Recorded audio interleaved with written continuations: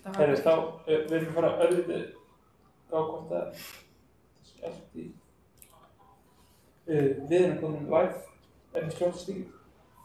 Já, herri, ég býð ykkur hjartanlega velkomin á 12. fund hjá íbúðaráði miðborgar og Hlíða sem haldin hérna bæði í Ráðhúsinu og síðan online og við erum í beinni útsendingu á Facebook þar sem að fólk getur fylgst með fundunum og það hægt að senda okkur línu á meðan á fundi stendur ef að fólk með fyrirspurn annars vegar á Facebook síðu undir fundunum sjálfum eða senda okkur tölvupóst á íbúðaráð miðborg og hlíðar@reykjavik.is og við reynum að fylgjast með fyrirspurnum þar. Fyrir þið ykkar sem eru viðstudd fundin þá er ég með spjallið opið eða tjatti þar sem þið getið þá beðið orðið eða þið sem eru hér þá óskað eftir að fá orðið. Dagskrá fundarins er inn á reykjavik.is þar sem hægt að fylgjast með fundaliðum.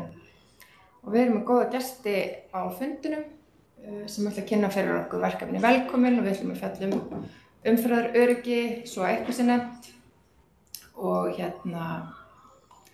íbúðakort og fleira.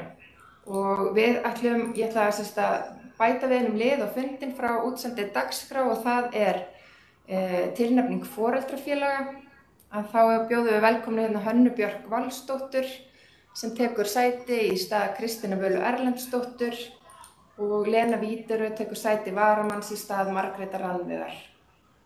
Og við bara bjóðum Hönnu hjartanlega velkomna í ráðið og þökkum á sama tíma Kristínu Völu Erlendsdóttur kærlega fyrir góð störf í þágu ráðsins og óskum henni góðs gengis í öllu sem hún tekur sér fyrir hendur. Við leggjum fram fjarfund. Já, afsakið. En við kannski bókum þá þakkir til Kristínar og ég glemdi fyrsta lið sem er að leggja fram bréf skrifstofu borgarstjórnar heimildir til frávika frá skilyrðum sveitarstjórnarlaga vegna neyðarástand í sveitarfélagi sem er þá notkun fjarfundabúnaðar og fleira sem er lagður hér fram. Þannig að þetta eru liðir 1 og 2 á fundinum. Þetta er meira að segja ný heimild sem kom í millitíðinni eftir að fundabóða samt út. Já. Og við erum náttúrulega að halda áfram svona í einhver tíma áfram í þessu fjarfundaformi. Vil ég varpa upp einhverjum af þessum fylgigögnum með þessari fjarfundaheimild? Er einhver sem óskar eftir því? Nei?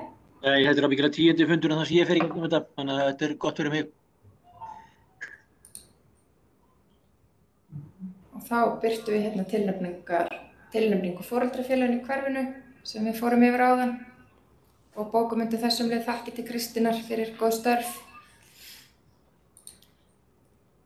Og þá vindum við okkur í 3. lið á fundinum og undir þessum lið þá erum við með gesti Sigríði Arndísi Jóhannsdóttur, verkefnisstjóra og þjónustumiðstöð Vesturbæjar miðborgar og Hlíða og Jónu Ástudóttur sem er starfskona á þjónustumiðstöð og þær ætla að kynna fyrir okkur verkefnið velkomin og við hlokkum bara til að heyra í ykkur. Gjörið svo vel. Takk fyrir að vera með okkur.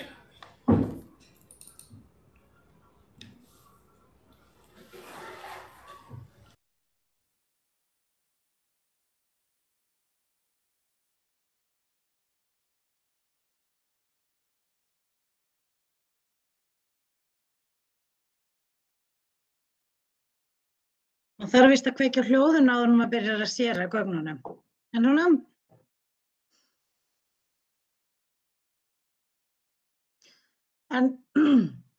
Ég heiti Sigríður Arndís og er verkefnastjóri á þjónustumiðstöðinni og með mér er hún Jóna. Jóna, nú sé ég ekki neitt þannig að þú voru að heilsa fólkinu. Já, hæ. Og við ætlum að kynna fyrir ykkur verkefni sem heitir Velkomin í hverfið okkar og sem fjallar móttöku af fjölskyldum af erlendum uppruna inn í hverfi Vesturbæjar miðborgar og Hlíða. Þetta verkefni kemur fram eftir að það var skýrsla starfshóps móttöku og aðlögun barna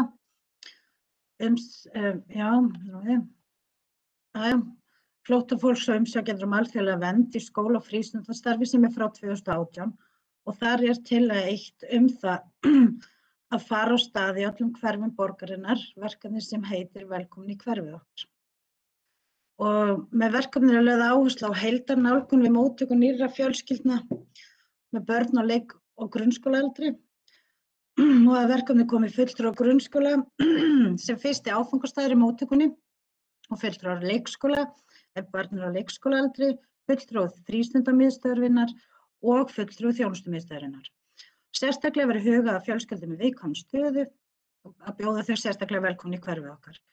Og það verður samofin móttöku áætlun grunnskóla, frístundastarf og leikskóla sem hefur það meðal annars að leiðarljósi samstarf hverfisins velferð barna og unglinga. Verkefni felur í sér auknar kröfur á hlutverk þjónustumiðstöðvarinnar og mikilvægt að horfa til þess hvernig unnt er að kynna helstu stoðir hverfisins, þar með talið skipulagt frístunda og íþróttastarf. En hvernig gerum við þetta hérna í hverfunum okkar? Við erum að vinna inn í verkefnið okkar, þá koma allar fjölskyldur af erlendum uppruna og þá er ég að tala að við erum svo heppin að það eru fjölskyldur prófessorar sem eru að koma og kenna inn í háskólanum sem eru að flytja inn í hverfið okkar með fjölskyldunum sínar og allt að því að þetta eru fjölskyldur sem eru að fá stöðu og allur skalinn fær þessa móttöku, samskonar móttöku. Við erum með 2 móttökufundi, annars inn í leikskólanum eða grunnskólanum og hins vegar á öðru fundi sem við Jóna stýrum, sem við erum búin að setja nafn á og köllum svona samfélagsfundi.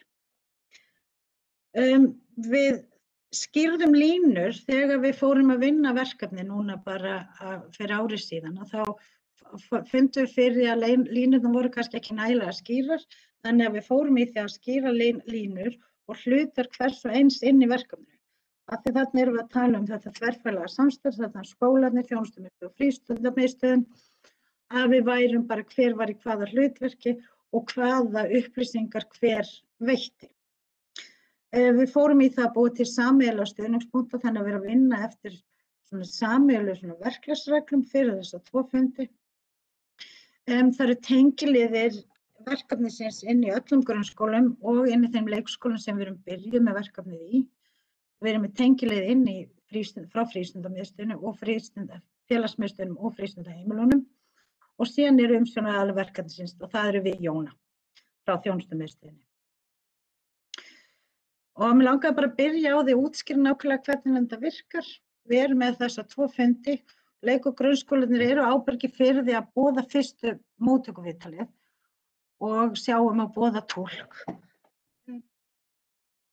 Þetta er forsendan fyrir því að verkefni geti farið á stað. Þarna náum við til þeirra fjölskyldna sem eru að koma inn í hverfin okkar. Og þetta er náttúrulega með allt fjölskyldur sem eru með börn. Þannig að leið og þær fjölskyldur sem skráir sig inn í skóla eða leikskóla að þá fer þetta ferli á stað hjá leik- og grunnskólanum. Og inn á þessa fundi þá er deildarstjóri fulltrúi verkefnisins frá skólanum, áhersla lögð á að það sé umsjónarkennari barnsins, að það sé skólahjúkrunarfræðingur sem er í mjög mikilvægu hlutverki í þessari móttöku, tengilegi verkefnisins sem er aftur ég og Jóna og síðan foreldri og nemandi.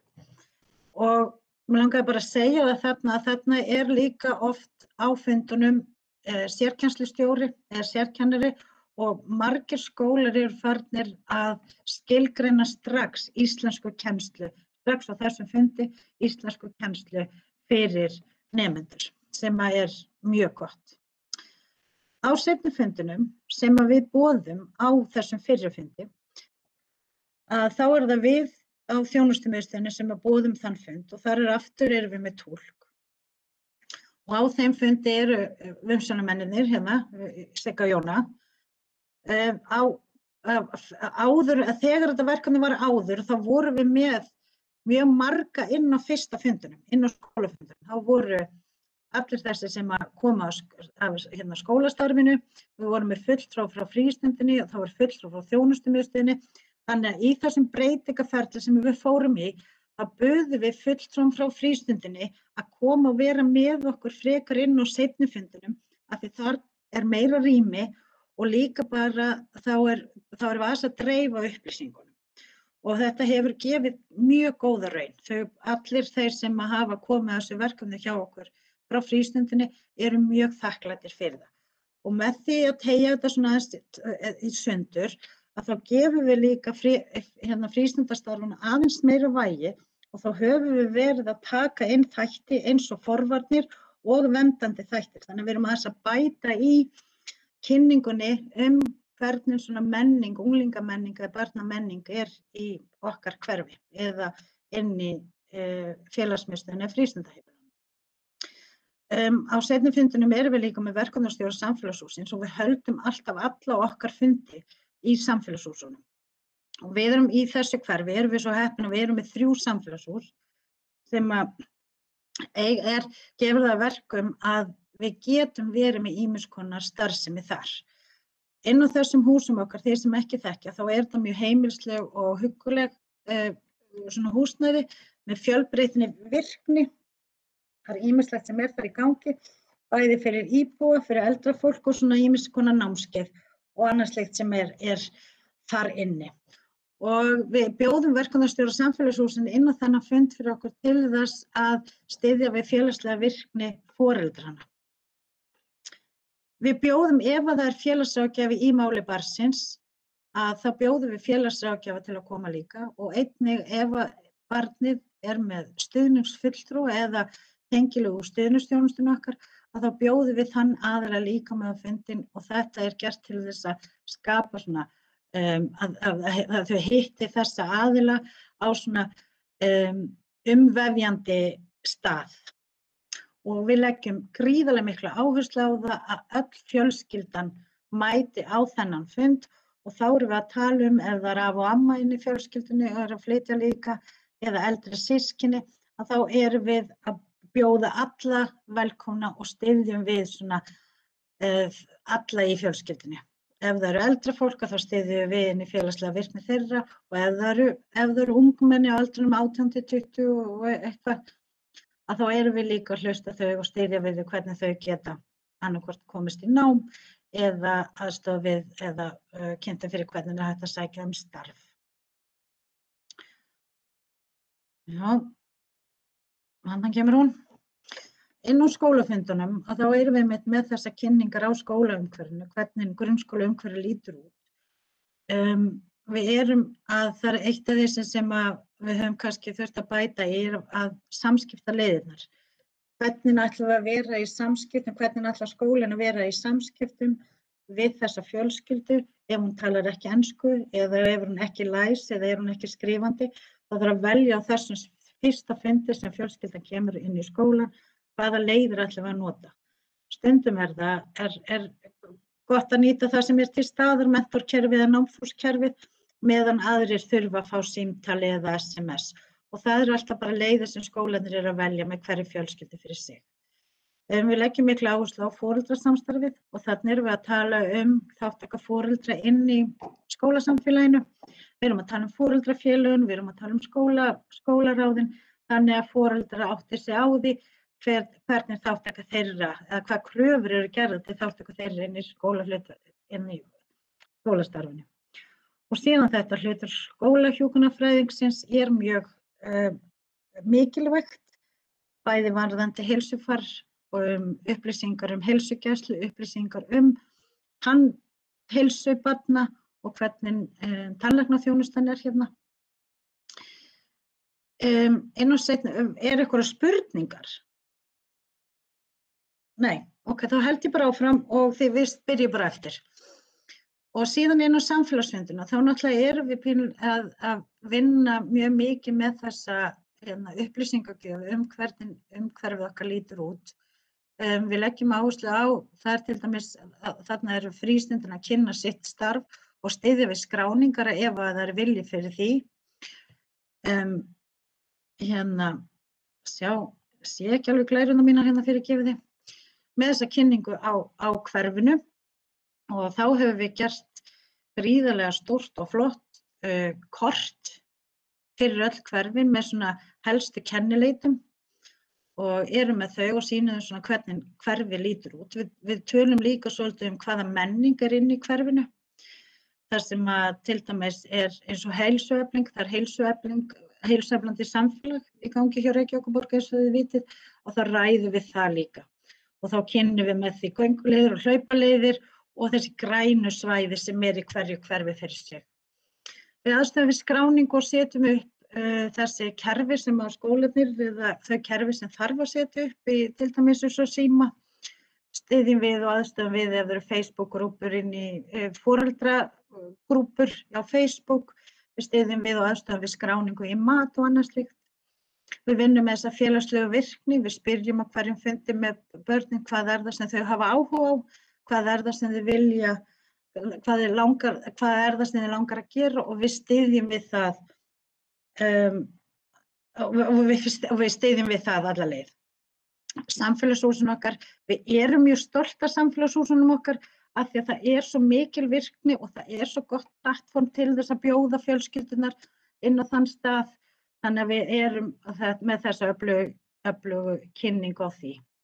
Heilsueflingu í hverfinum eins og ég sagði frá og þá erum við líka með tengingar inn í íþróttafélögin, bæði KR og Val og þar erum við að segja þeim frá bæði sem fyrir íþróttastarfi fyrir fullorðna og einnig íþróttavirkni fyrir börnin og styðjum við það að skrá eða að í framhaldinu sem við ætlum að kynna síðan á eftir sem hún Jóna ætlar að segja ykkur aðeins frá eftir þessi eftirfylgni með félagslegri og íþróttalegri virkni barnanna.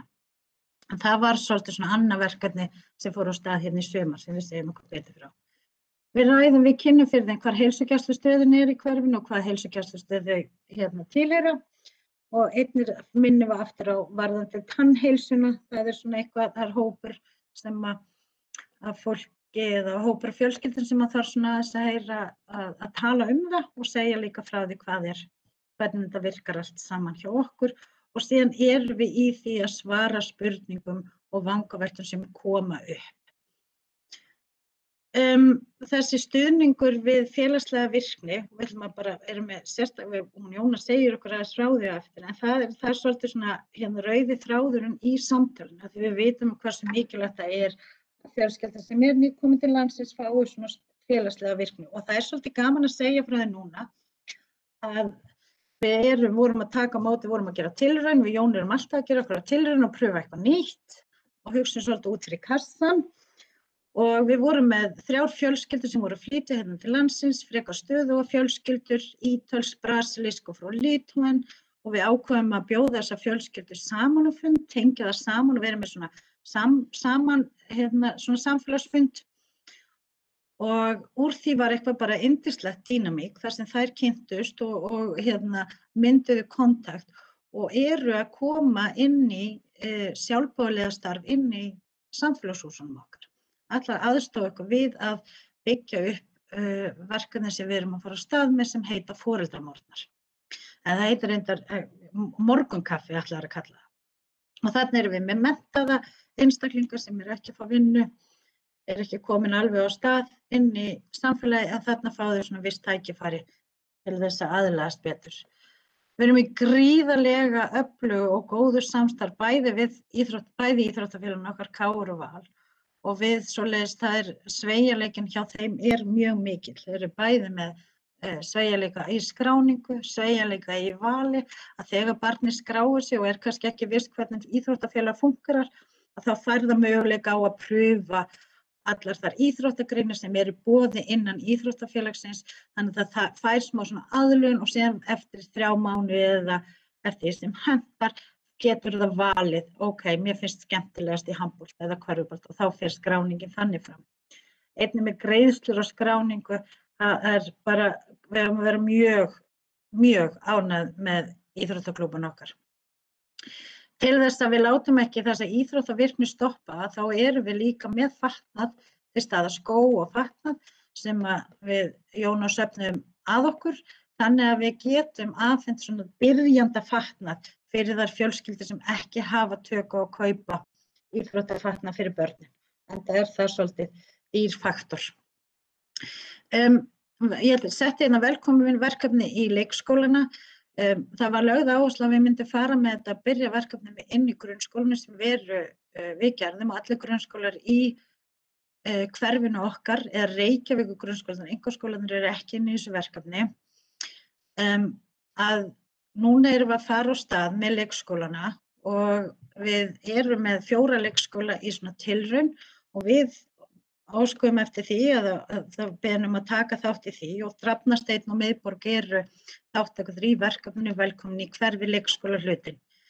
Við vorum svolítið ánægð með það þau gögn og sú vinna sem við vorum búin að leggja fyrir í grunnskólakynningarnar að það er verið að nýta þau inn í leikskóla hlutan líka og við getum sagt að það er búið að vera vægast sagt brjálað að gera hjá okkur í móttöku inn á leikskólanu sem er alveg gríðarlega gott. Síðan er þessi stuðningsþjónusta, þessi félagsráðgjafarhluti og líka ég gleymi kannski að segja það við ykkur sem skiptir gríðarlega miklu máli. Þegar það er verið að kynna okkur Jónu inn á fundina, inn til fjölskyldu, þá pössum við alltaf upp á það að segja að við séum ekki við séum ekki túlkað sem social service. Við pössum okkur og þess vegna notum við alltaf þetta fallega orð, við erum að reyna svona, við erum í samfélagsþjónustu. Þannig að við séum ekki skilgreind inn í velferðarkerfið, inn í félagsþjónustukerfið, af því það verður oft svona smá einhverjar fjölskyldur finnst það svona, þá myndar svona smá ójafnvægi. En við bjóðum félagsráðgjafann til að koma og það er einmitt að tengjast fjölskyldunni í þessu jákvæðu umvefjandi umhverfi að félagsráðgjafi geti þá verið að skýra sér hlutverk og ákveða leiðir í samskiptum aftur. Hvernig ætlum við að vera í samskiptum, hvenær má ég hafa samband við þig, hvenær á ég að hafa samband við þig, eða hvenær get ég farið í samfélagshúsið og fengið upplýsingar og leiðbeiningar í þeim vangaveltum sem ég er í. Og síðan þetta persónulegu ráðgjafi, það er náttúrulega hluti af kerfi sem heitir Keðjan sem er staðsett upp í Breiðholti. En við erum svo fastarið, við erum alltaf að draga þessa þjónustu meira inn í nærumhverfið og þess vegna erum við að bjóða upp á þessa leið að persónulegu ráðgjafi, ef það er persónulegu ráðgjafi í máli barnsins eða fjölskyldunar, að hann komi og hitti okkur á þessum stað. Við erum nýbúin að vera á fundi með fjölmenningar teymi Keðjunnar og það eru mikið af góðum hugmyndum sem er í gangi þar. Við notaði þessa glæru upp að því að ég bara hreinlega kalla hana stuðningsgögn. Af því að þegar við vorum að afla okkar gagna og afla okkar upplýsinga og leita leiða við að svara þeim spurningum sem komu upp á leiðinni, þegar við vorum að vinna í þessu verkefni, að það var alveg gríðarlega mikið til af ýmiss konar gögnum og upplýsingum inn á Reykjavíkurvefnum sem er hreinlega verið að þýða á alveg óbúslega mörg tungumál. En einhverju hluta vegna hefur það ekki kannski komist nægilega við til skila til þeirra fjölskyldna sem að á þarf að halda. Þannig að við erum búin að vera í því að það voru gerðið þessir bæklingur hverfið okkar, við gerðum í sumaráttak starfsmannarnas Harðar, gerði bæklingu hvert hverfi fyrir sig, svona myndræna bækling með ekki svo miklum skrifuðu máli, heldur bara svona myndrænt bæklingur getum við sagt. Og það sem við finnum fyrir líka er að á bæklingnum er númerið 112 og það er oft þessi leið til að segja við konu hvað þýðir þetta númer, að koma svona þessu sem við höfum verið að fá ábendingur þetta ofbeldi, þetta heimilisofbeldi og annað, að þetta sé númeri sem hægt er að hringja. Og þetta er mjög viðkvæmt en við reynum svona að koma þessum skilaboðum í gegnum þessa fundi.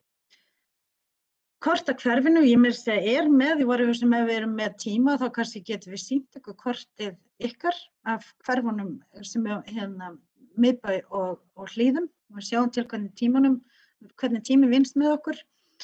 Að við erum með bæklingana sem að SFS gaf út sem heitir að vera með barn í leik- og grunnskóla og það er svona upplýsingabæklingar til foreldra, barna. Og þennan bækling létum við prenta upp í svona handbók fyrir okkur Jónu, þannig að við opnum þetta og þetta er þýtt á 7-8 tungumálum, þannig að við opnum þetta, þetta er ekki bara bæklingur sem við sendum í póst eða setjum í poka og afhendum, heldur lesum við aðeins yfir, förum við aðeins yfir í þessu viðtali, þannig að það er hægt að koma með spurningar og meiri líkur á því að þetta verður kannski lesið þegar það er komið heim líka. Við erum einnig með handbók sem heitir Móðurmálið, móðurmálskennsla og þetta svona stuðningur fyrir foreldra barna sem eru tvítengd og þar eru alls konar spurningar og upplýsingar hvernig á ég að lesa með barninu, á ég að styðjast við móðurmáli eða á ég að lesa með íslensku og þannig erum við með bara flotta bæklingar sem er gefin út af SFS líka. Þessi bæklingur er sko frá, ég man ekki, 2007 eða, já, eitthvað svoleiðis, 2007-2008, við erum lítið notar en gríðarlega mikilvægt gagn fyrir okkur að vinna með. Og það er eins, við tókum þessa bæklinga, prentuð út og gerðum handbók og erum þá með þessa handbók og getum þá opnað þeirra tungumáli og verið svona til taks með að vera að lesa yfir. Við erum náttúrulega gríðarlega heppin að vera í miðbænum og við erum með þetta bókasafn sem er sko ýmiss konar þjónusta. Þannig að við erum með upplýsingabæklinga bókasafnið og alla það dagskrá sem fer þar fram. Og einnig ætla bara að hæla frístundinni fyrir það, hvernig þau hafa stigið gríðarlega mikið upp í þessari móttöku. Þau eru farin að koma með upplýsingar frístundastarfið á því tungumáli sem er verið að tala í þeirri fjölskyldum sem við erum að taka á móti og afhenda þessi gögn. Svona nýju verkefni sem við erum að fara á stað er að við erum að fara aftur á stað eins og ég nefndi áður með þessar 3 sterku konur sem voru nýkonur til landsins að við erum að byrja þessa morgunstund á Aflagranda. Einhver kannski Margrét man eftir þegar við vorum með foreldramorgna þar sem við vorum með þessa blöndun, fólk sem var nýflutt til landsins versus konur eða fólk, það þarf ekki að vera konur, ég veit ekki hvað er þetta, að þarna erum við að búa aftur til þetta plattform fyrir fólk að koma saman, eiga notalega stund með börnunum sínum eða án og þetta er svona þessi blöndun sem við erum alltaf að leita eftir. Og ætla líka að minna aftur á að fróðir foreldrar fræðslukerfið okkar sem að flest ykkur ætti að þekkja, við erum alltaf með túlkanir þar, bæði túlka allar fræðslunir okkar á táknmáli og síðan þeim tungumálum sem óskað er eftir. Þannig að það hefur mig gríðarlega góð áhrif að geta bent á það að þau hafa foreldrar af erlendum uppruna sem ekki tala ensku eða ekki tala íslensku, hafa möguleika á að vera þátttakendur í þeirri foreldrafræðslu sem að framfer í þeirra hverfi. Síðan er það, Jóna, vilt þú ekki kynna þetta? Á ég að byrja og segja okkur við fórum á stað með þetta? Já, endilega, gerðu það. Við förum á stað með þetta verkefni núna í sumar þegar við vorum svo heppin að fá þetta aukastarfsmennina, háskóla fólkið okkar í vinnu til okkar inn í sumar. Það voru hérna niðurstöður frá rannsóknum greiningu varðandi þátttöku barna á erlendum uppruna í íþróttastarfi og það voru ekki góðar tölur. Þannig að þetta var eitthvað svona verkefni sem við þurftum svo ofboðslega mikið að vinna með og gera eitthvað í, en vorum kannski ekki alveg að ná utan það. Og einnig bláa bókinni frá henni Sigrúnu í félagsráðgjafadeildinni varðandi börn með brot í bakland og þátttöku þeirra í félagslegri virkni eða íþróttavirkni, að þarna við dustuðum svolítið ríki af þeim niðurstöðum líka og vorum svolítið að mæta því með þessu verkefni.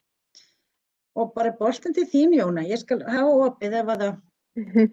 Já, og ég sem sagt kom þá inn í rauninni þetta verkefni í sumar og fékk bara mjög svona opið verkefni og ég mátti finna nýjar leiðir til þess að reyna að einhvern veginn mæta þessari þörf sem greinilega var til staðar hjá þessum hópi. Og eftir bara mörg samtöl við fjölskylduna reyndi ég bara að finna leiðir til þess að mæta þeim og styðja þær við að skrá börnin sín í ýmiss konar sumarnámskeið og öll þau úrræði sem eru í boði fyrir börn á sumrin sem er náttúrulega gríðarlega stór partur af íslenskri menningu hjá börnum á sumrin að taka þátt í alls konar sumarstarfi. Það fór út í það bara að reyna að aðstoða þessar fjölskyldur í sumar og í gegnum mjög mörg samtöl og mjög marga hittinga með fjölskyldum þar sem ég var að styðja við þetta í rauninni komst í rauninni að öllum þeim áskorunum og hindrunum sem þessi hópur verður fyrir í þessu ferli sem kannski fyrir okkur hér sem hafa búið hérna á Íslandi kannski lítur frekar einfalt út, bara eitthvað svona skrábarn eða vita hvað er í boði í hverfinu og skrábarn í eitthvað íþróttastarfsemi hljómar kannski ekki rosalega flókið en það er rosalega margar hindranir á leiðinni fyrir þennan hóp. Og út frá því sem sagt fór ég inn í haust í verkefni með Siggu, í velkominverkefni með þessa áherslu og í rauninni þessa reynslu í sumar að baki, að það þurfi í rauninni aukinn stuðning við skráningar og eftirfylgni við barnafjölskyldur af erlendum uppruna inn í íþrótta- og tómstundastarf.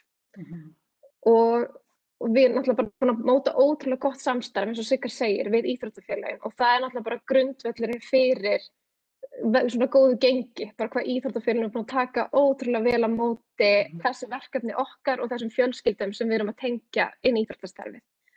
Og í rauninni eftir þetta samtal sem við eigum á þessum samfélagsfundi þá tökum við í rauninni, höldum áfram þessari tengingu við fjölskylduna og bjóðum þeim upp á að hitta íþróttafélagið og að íþróttafélagið kynni svolítið það starf sem er í boði hjá þeim, sem er ótrúlega gott. Það er líka bara það að koma á staðinn og fá einhvern veginn að upplifa umhverfið og upplifa tengist þjálfurunum, tengist starfsmönnunum. Það skiptir svo ótrúlega miklu máli fyrir þær fjölskyldur sem eru nýjar hérna í íslensku samfélagi og hafa ekki og vita kannski ekki alveg bara út á hvað svona íþróttastarf barna stendur.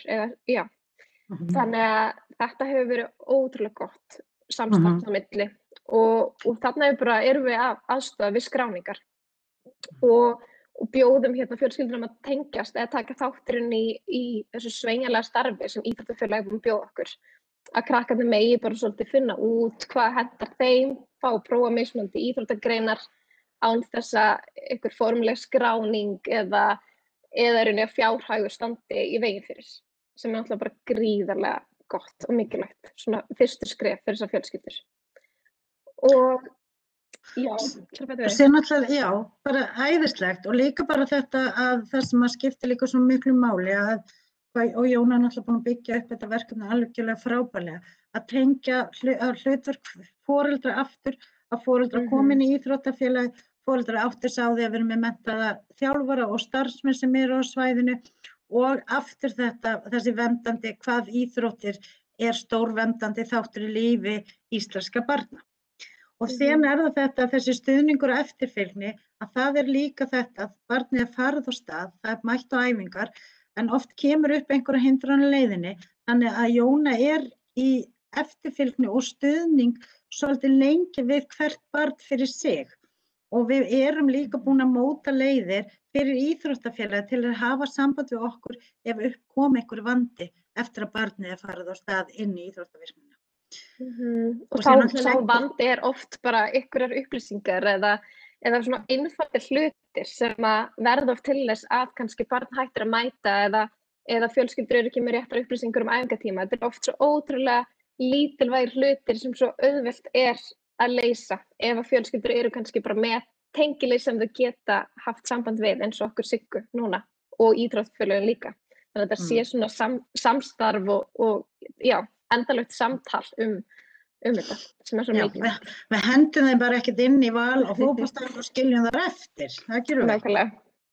Þá bara segjum við takk kærlega fyrir okkur, gaman að fá að kynna þetta fyrir ykkur. Við erum mjög stoltar af þessu og mér langaði líka að segja bara í gegnum þetta íþróttavirkni verkefnið sem Jóna var að segja ykkur frá. Þar erum við einnig að styðja við fjölskyldum með svona brotið bakland, íslenskar eða aðrar. Þannig að við erum að nota þetta svona yfir breiðari hóp og á síðustu 3 mánuðum þá er búið að styðja við 70 börn í okkar hverfi. Þannig að þið getið ímyndað ykkur þörfina.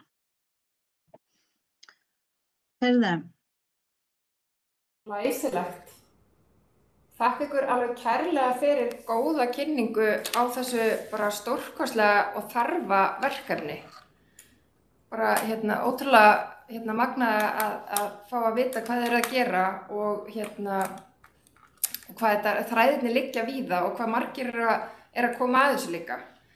En þannig endilega leyfið okkur að fylgjast bara áfram með þessu.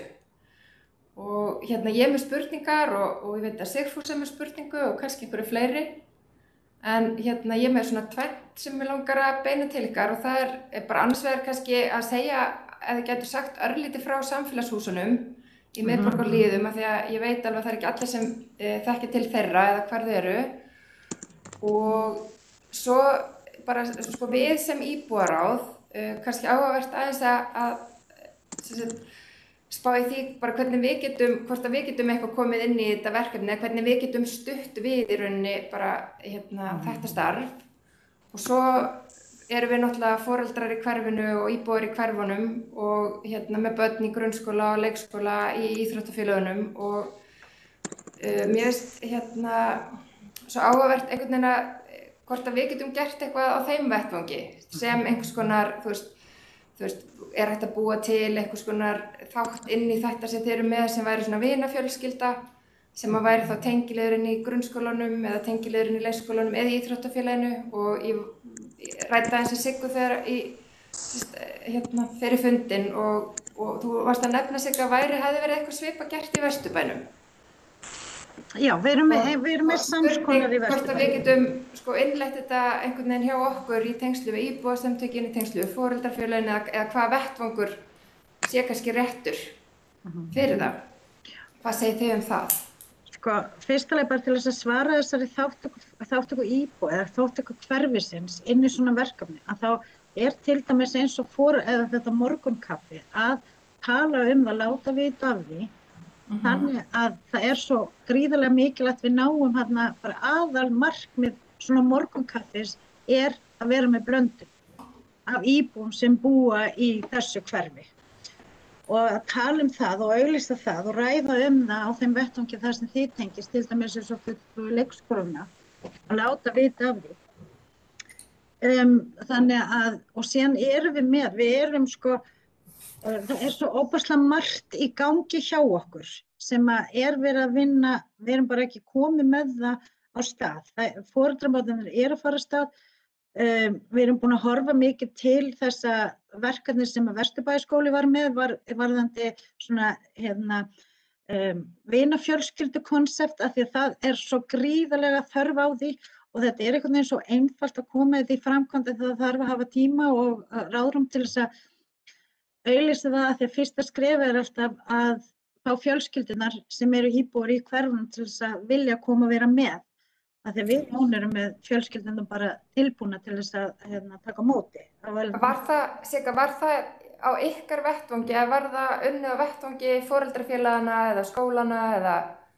Þetta verkefni var upphaflega unnið á höndum foreldrafélagsins sem skólinn síðan yfirtók og hefur einhvern veginn ekki alveg viljað yfirfæra það alveg strax. Þannig að við erum svolítið svona, já. En það gaf mjög góða raun, þannig að það eitthvað svona verkefni sem við þurfum á að halda. Varðandi samfélagshúsin, ef ég ætla að vera með mjög stutta kynningu á því, að þá eru þarna í okkar hverfi, það annars vegar Vitatorgið og hins vegar Bólstaðarhlíðin, þar sem við erum búin að taka út orðið félagsmiðstöð fyrir eldra fólk og það að verða komið 5 ár síðan að við fórum að tala samfélagshús og við erum búin að byggja þetta upp smátt og smátt. Samfélagshúsin eru orðin þannig að hún virkni fyrir alla þá sem búa í hverfunum og inn í þeim erum við til dæmis með í samstarfi við skólan og skólafornaverkefni okkar börnin sem í mikilli skólaforn fá að koma inn í samfélagshúsin okkar með kennarunum sínum og eru að ná svona styrk til að fara aftur inn í skólana. Við erum með alls konar jóga og zumba og tai chi og qigong og bókband, alls konar svona félagslega virkni sem oft á tíðum kostar það mjög lítið eða það frítt og þar eru fólk af bæði eldra fólk og fólk úr hverfinu að koma og þá erum við þetta svo góð leið fyrir okkur að tengja þá fólk að velundum uppruna þangað inn. Þannig að húsin þetta hefðbundna opnunartíminn 8 til 5 og síðan erum við líka með ábyrgð, það eru vissir aðilar sem eru að fá húsnæðin okkar, til dæmis eins og Tai Chi sem við erum búin að vera, hvað komið mörg ár síðan, Margrét, að við komið til okkar með Klambratúnshugmyndina, mörg ár og þau eru bara með lykil af húsin og bera ábyrgð á því þegar þau eru með sitt námskeið. Díllinn að þau eldra fólkið okkar getur komið og stunda þessa íþrótt frítt af því þetta í nærumhverfinu þeirra og síðan koma þeir sem eru að skrá sig á námskeið Tai Chi eða Qigong, man aldrei hvað þetta heitir. Þannig að þetta er bara endalaust samstarf og við sjáum svona samstarf líka varðandi Leynileikhúsið sem náttúrulega ekki staðsett hjá ykkur heldur að staðsett í Vesturbænum og það sama. Þau koma og eru með leiklistanámskeið inni hjá okkur. Við eigum nokkur slott þar inni fyrir börn sem þurfa aukinn stuðning og þurfa ekki að greiða fyrir það og þau eru að koma með bjóða eldra fólkinu á leiksýningar og síðan koma að því það eru menntaðir leikara sem eru þarna inni, koma þær annað slagið og eru með svona leiklistanámskeið fyrir eldra fólkið. Þannig að við erum alltaf svona bara að reyna að blanda öllu þessu. En ég þarf bara að kynna fyrir ykkur einhvern tímann seinna samfélagshúsin. Þegar allir eru stuði og ekkert COVID, þá getið þið komið bara í heimsókn og kaffi. Algjörlega. Svaraði ég öllu? Já, og bara svona til þess að, ég veit ekki ekkur í bergmálunum, en bara svona til að fylgja eftir þetta með vinafjölskylduverkefnið að endilega verum í samtali það. Gerum það, algjörlega. Og gott að fá svona bara smá innsýn í samfélagshúsin fyrir þau sem kannski áttu sig ekki á hvar það væri. Já, en ég meina svona vinaverkefni, ef það er eitthvað sem að ykkur finnst skipta máli fyrir ykkar hverfi og vilja vera þátttakendur í því og hvetja til, þá eru við geim við Jóna leita leiða. Já, ég held það og allavega hef ég mörg upplifað svona þörfina fyrir það í skólunum. En Sigfús með spurningu og svo Hanna, þannig að gjör svo vel Sigfús. Já, takk fyrir þessa flottu kynningu. Ég vil þá sann til að ég vinn hluta til í þessu umhverfi, það er að segja ég starfa við knattspyrnuþjálfun, megninu til í dag og starfa undir öðru hverfi og ég svolítið svona áhugasamur það því að bæði gegnum árin af því að starfa nú í hverfinu hjá Val í eitthvað 3-4 ára áður ég farið upp í Breiðholt. Það var kannski sjaldgæfara þá en vissulega tíðara núna í því umhverfi sem ég vinni. Þar ég að fá iðkandi tíminn Erlendur Bergi Brotnu, nú veit ég svolítið ekki baklandið. Og ég svolítið svona velta fyrir mér ferlið að ég veit að þið heyrið að þið talið vel hlutina hvernig þið í KR og Val. Það kannski færri greinar auðvitað hjá KR, eitthvað fleiri hjá Val en á móti þetta kannski ég miklu fleiri greinar boðið þar þannig að Val kannski breiðara. En ferlið, það er að segja hver það sem heldur utan ef að kemur til fjölskylda með 2 börn sem kannski að klára leikskóla, komin á grunnskóla, það íþróttafélag sem leiðir áfram, það íþróttafulltrúin, það fyrir þjálfarana því að ég svolítið upplifa pínu fátækt í þessu, ég ekki efnislega fátækt heldur umhverfina sem ég þarna núna, mann kan svona bera saman hvernig þetta fyrir og þá eins líka hverju það skildur foreldra barnanna þegar þú kom inn. Ég aðeins alltaf í þeim hvers ég upplifið svona, þetta eitthvað svona óljóst hver gerir hvað og hver afhendir og hver sér barnið og slíkt og því að stundum allan mín ég kannski með 40-50 stráka og svo ég með svona 1-2 og kannski ekki að sinna þeim eins og við ættum að gera meira við eins og þér að upplýsa eða lýsa hvernig ætti að vera. Og langaði mig, ég kannski með aðra sem tengist bara tónlistina en kannski leiðum bara svara þessu fyrst. Takk fyrir. Sko, við náttúrulega fyrsta skrifið þetta að Jóna fer með alla fjölskylduna og tengir fjölskylduna inn í íþróttaklúbbinn og þar förum við aftur yfir hlutverk foreldra með íþróttafélag og við ræðum alveg mæta á leiki, standa á línunni, það ekki gott að kynnast öðrum foreldrum og annað. Síðan íþróttafulltrúinn, hann alltaf virkur í því að vita hvaða börn að koma inn í íþróttafélagi hverjum stað fyrir sig.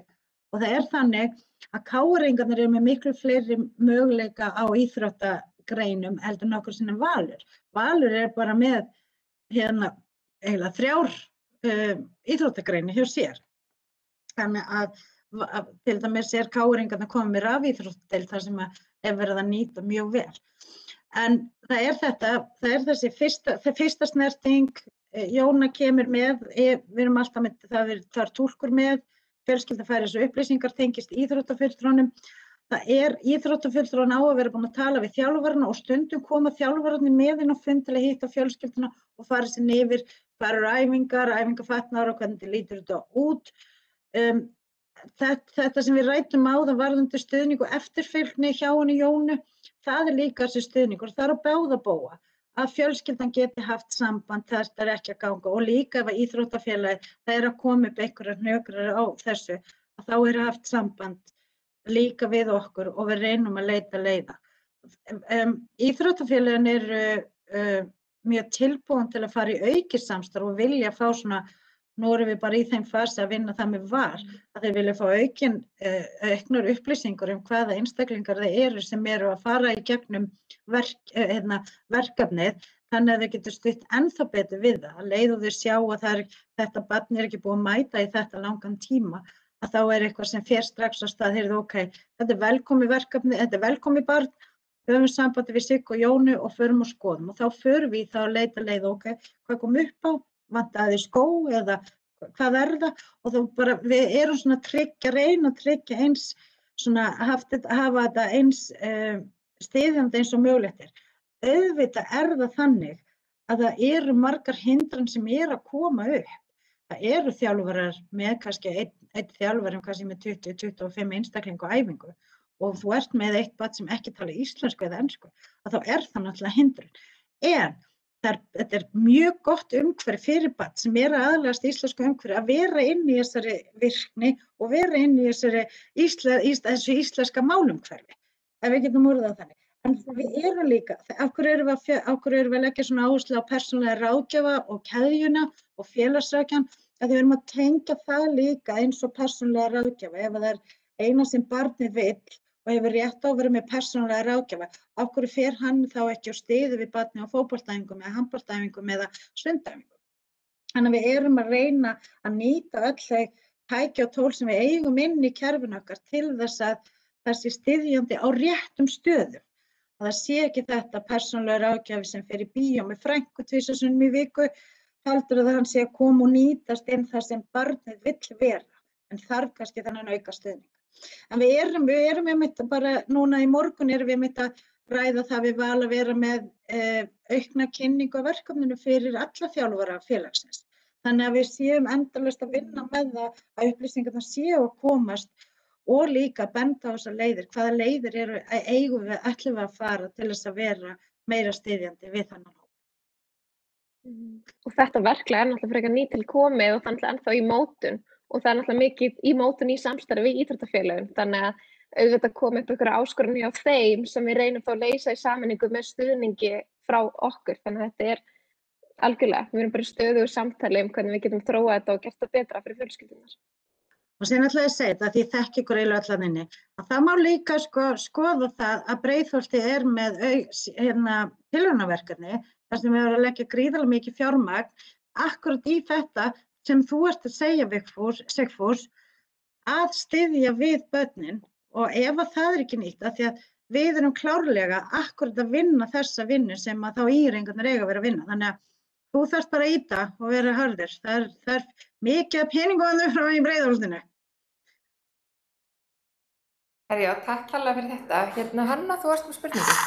Já, takk bara fyrir þessa frábæru kynningu og gaman að sjá að vera að taka vel á móti þeim sem eru nýir. En ég var svona með spurningu varðandi einmitt eftirfylgnina, af því að ég held að einmitt við sem erum foreldrar í Austurbæjarskóla, við sjáum mikið af krökkum sem eru ekkert endilega ný á landinu, en eiga samt erfitt með að blandast í hópinn og það verður oft svona gjá á milli íslenskunematana og erlendi sem eiga foreldra sem tala ekki íslensku. Og þú veist, ég hef alveg lent í því að krakkar sem eru kannski búin að vera nokkur ár í bekk með börnunum mínum, svo kemst ég alltaf inn að því að þau eru ekki skráð í val af því þau hafa ekki hugmynd hvernig þau geta skráð sig. Og þá áttar maður sig á að allt skráningarkerfi á íslensku og þau vita bara ekkert hvert þau að leita eða hvernig þau að spyrja. Og hin spurningin líka bara hvernig gengur að fylgjast með á sporteflir, því að það getur alveg verið nógu flókið fyrir íslenska foreldra. Og já, og ég held að líka þetta með vinafjölskyldunar held ég að sé frábær hugmynd. Vilt þú svara þessu, Jóna? Já, allavega bara eins og þessi skráningarkerfi, þau eru náttúrulega ekki gerð fyrir alla og aðgengi að þessum skráningarkerfum og upplýsingunum sem þar að finna það er mjög mikil áskorun fyrir þessar fjölskyldur. Ég hef verið að styðja þessar fjölskyldur varðandi þessar upplýsingar með öðrum hætti, reyna að upplýsa þau helstu æfingatíma með öðrum hætti, auk þess bara reyna að kenna þeim vel á sportafler og Og einmitt og þarna kemur mikilvægt kannski þess að þau geta sífellt verið í sambandi við þá mig og okkur ef að það kom upp einhverjar spurningar eða kom upp skrýtnir póstar sem þau átta sig ekki á því hvað þar stendur í eins og bara mót eða einhverjar sérstakar æfingar eða æfingar fallið niður og allt þetta. En þetta er alveg verkefni sem þarf einhvern veginn að mæta á betri hátt frá íþróttafélögunum og í samstarfi við þessa foreldra því að já, þetta er ekki aðgengilegt, alls ekki. Og já, við erum að reyna að finna nýjar leiðir til þess að styðja við þær upplýsingar sem þær eru að finna. Líka varðandi þetta sem með börnin í Austurbæjarskóla, þetta er alveg hárrétt hjá þér að því að við erum að grípa, verkefnið er svo nýtt, það er bara búin að vera í ekki í ár með svona skipulegum hætti að þá eru ennþá börn af erlendum uppruna sem að þyrftu að fá þennan stuðning og þetta viðtal en það er bara spurning að ná til þeirra. En Jóna og frístundin hafa verið í svona tilraunaverkefni vestur í bæ þar sem er verið að grípa þessa krakka sem að ekki eru búin að vera lengur á landinu heldur en þetta ár og að leiða það inn. Við notum frístundina og frístundaheimilin og frístundamiðstöðina og gríðarlega mikið í félagslega virkni fyrir börnin og unglingana. Og sérstaklega með unglingana, þetta er svo uppáslega góð leið til þess að þeir tengjast persónulega starfsmönnum, þeir hittist, farið yfir málin og tengist barninu og starfsmaður félagsmiðstöðarinnar, þannig að það auðvelda leiðirnar þangað inn. Þannig að, en við erum byrjuð, við gerum okkur grein fyrir því og við gerum okkur grein fyrir stöðun í Austurbæjarskóla og erum að leita leiða. Einmitt, ég hugsa að það væri mjög spennandi að skoða þetta í stærra samhengi eins og bara vinafjölskylduverkefnið, að það væri bara opið hreinlega, ekkert einskorað við einhvern ákveðinn hóp sem er nýkominn eða eitthvað, heldur bara, já, í svolítið stærra samhengi og allar þessar upplýsingar sem þið búið yfir væri náttúrulega mjög gott að geta miðlað ef að það, þú veist, ef að við getum verið einhvern kanal fyrir það eða foreldrafélögin hvernig sem það er, þá bara höldum þessu samtali endilega gangandi. Já, ég held að foreldrafélögin væri alveg til í að gera meira, eða hjálpa meira til ef það er hægt. Þannig að það væri frábært líka bara að fá hugmyndir og hvað við getum gert. Ég held að foreldrar séu oft að hugsa, þú veist, hvað getum við gert til þess að gera þetta betra? En það er svolítið, þú veist, það getur verið erfitt, sko. Það var gott að það er eitthvað svona kanal fyrir það. Einmitt, og þá er það bara okkar að opna þann kanal. Við náttúrulega erum í öflugu samstarfi við öll foreldrafélögin í öllum skólunum og þá er það bara okkar að reyna að opna þann kanal og að reyna að gera eitthvað aðeins meira með þetta. Við styðjum það. Glæsilegt. Sigfús, hvað er orðið? Og svo förum við svona fljótlega kannski að ljúka, þannig að ef þið viljið spyrja Siggu og Jónu að einhverju, þá endilega skrifið ykkur inn í tjattið. Ok, takk fyrir þetta. Bara takk fyrir skrifið Sigga. Þetta er bara svona sem ég reiknaði með og ég ætla að kanna þetta uppi í hinni hverjunu, hvernig þetta staðið var. Ég er með þá bara annan vinkil á þessu, því við vorum nú í ráðinu að rýna skýrslu framtíðarmótin tónlistar námi. Svona skýrsla sem vorum að skoða og að gefa umsögnum.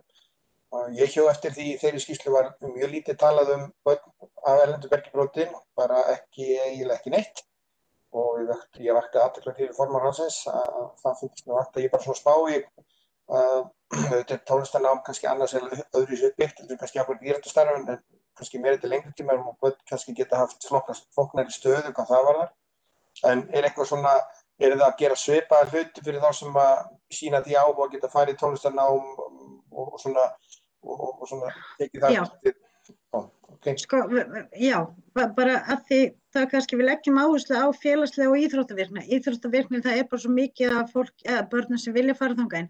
Við erum að vinna með alla félagslega virkni. Jóna er hérna hlaupandi í ballettskólanum út á Nesi eða sundið eða tónlistakennslu, en tónlistakennsla bara er dýr og það er bara mjög erfitt að komast þangað inn. En það eru skátarnir þarna undir, það er myndlistanámskeið, leiklistanámskeið, það er verið að vinna með alla þá félagslegu virkni sem er í boði í nærumhverfi barnsins. Þannig Já, að og ef að kannski börn hafa áhuga á tónlistanámi þá höfum við leitað allra leiða til þess að koma þeim þar inn. Þannig að það einmitt, þetta bara íþrótta- og tómstundastarf í sínum breiðasta skilningi, allt eftir áhugasvið barnsins sem rauninni það sem við erum að reyna að tengja. Já, og það þetta, þú veist, það þess vegna spyrjum við. Við spyrjum hvað hefur þú áhuga á og hvað langar þið að gera. Og það getur verið frá því að mála eða teikna eða vera í körfubolta, þú veist. Og það bara, manstu eftir einhverju tilfelli þar sem við ekki var hægt að koma til móts við þarfir barnsins. Nei. Ég held að það bara kerfi, það vilja allir vinna vel og vilja allir styðja við þennan hóp. Það nú bara þannig. Já, ég tek undir það. En þá förum við svona að ljúka þessu og þið megið sannarlega vera stoltar af þessu góða starfi og mikilvæga og ég bara ítreka það að við viljum gjarnan fylgjast með og það væri bara gott að koma þessu vinafjölskyldu formi af stað bara, þannig að við skulum endilega vera í samtali það í framhaldinu. Eitthvað sem þið viljið bæta við að lokum áður en við förum að ljúka þessum lið? Nei, bara gaman að sjá ykkur ef þú varst að tala við okkur, Jónu, bara gaman að sjá ykkur og gaman að fá að kynna þetta verkefni og það bara heldur áfram að blómstra og að vita af ykkur sem að þið séu styðjandi við verkefni og þá vinnu sem verið að vinna inn í hverjum rosa mikilvægt og akkurat þess að því að það næstu skrefin eru bara að ná þessari blöndun. En bara takk fyrir okkur. Sömuleiðis. Eitt að lokum, eitthvað sem við getum deilt, eru þið einhvers staðar svona með þetta sem kom fram í kynningunni á Reykjavíkur vefnum eða eitthvað staðar svona velkomin verkefnið sem við gætum þá miðla bara á okkar vettvangi? Nei, það ekki, það gæti, nei. Já, nú ég bara, get ekki svaraði. Skoðum það, verður gaman að miðla og segja frá þessu góða verkefni. Já, við getum gert eitt. Við getum sett þessa kynningu inn á heimasíðu hverfisins og þá þetta að deila þeim link, þá þetta sækja þetta þangað. Já, bara gaman fyrir fólk að vita þessu. Gerir þú það, Hörður? Já, mér vantar bara efnið. Ég skal henda þið þangað inn og þá getum við deilt í það. Glæsilegt, lausnað með fólk. Takk kærlega fyrir þetta og gangi ykkur áfram vel og við heyrumst og sjáumst.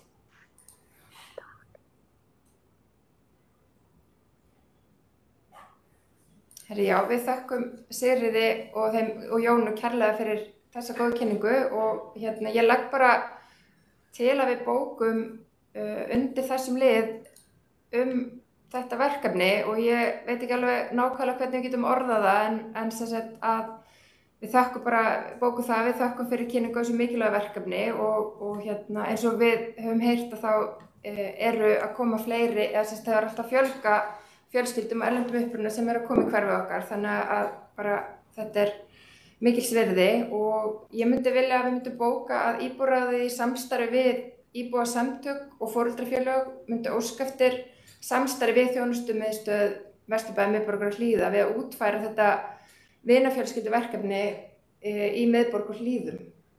Eru þið til að taka undir slíka bókun? Þá fer það undir sem dagskrárliðin bara í fundargerð. Notur þetta, já.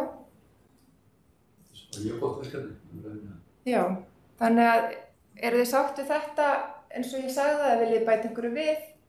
Svo erum við náttúrulega með það í huga að þetta í stærra samhengi. Þú veist, ég held að það sé alveg þörf á því líka.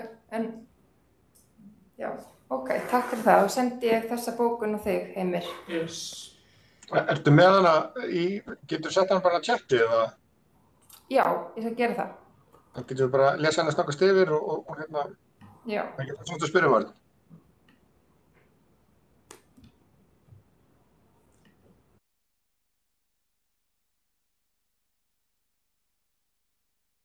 Já, takk.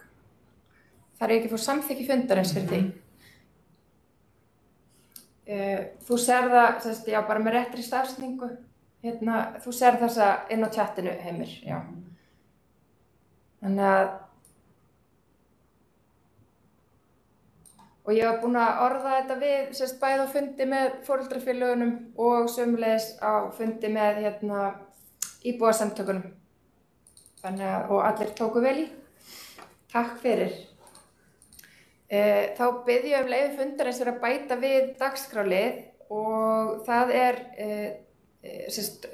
umsögn tónlistarstefnu borgarinnar og við vorum með þetta á dagskrá fundarins síðasta fundar og formanni var falið að ganga frá að sjá að við myndum senda sameiginlega umsögn þessa stefnu nýju á milli funda því að fresturinn til þess að skilin inn var 16. febrúar og við köstum þessu á milli okkar í tölvupóstum og unnum þessa umsögn. Þannig að samþykki það einhver sem mótmæli því að við tökum þetta inn á fundin sem þá lið 4.